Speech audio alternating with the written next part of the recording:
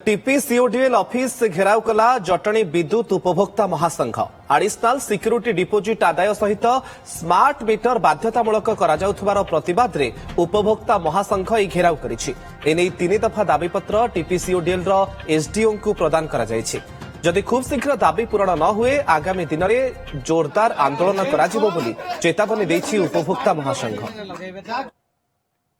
advance security deposit करने उपभोक्ता को बाध्य कर कौन कारण ना जे आप स्मार्ट मीटर लगे जोटा कि राति 2टार जदि मोर पैसा सरीगला मो घर पेसेंट था कि छोट पिला था लाइन कटिज जो मैंने घर भाव जो मैंने विद्युत नहीं भार न्यस्त करूँ ना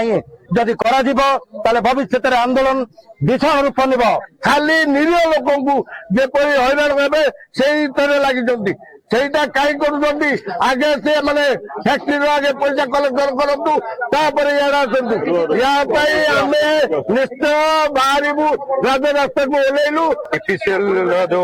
अनियमितता था एवं आमर ओडिशा पावर ग्रिड सप्लाई करछि ओडिशा रु समस्त नौचंती करेंट जेनोसी कार्य करबो जटणी बार वकिल एवं जे कोनोसी सहायता दरकार जटणी बार समस्त आगे मागणार छेड़ा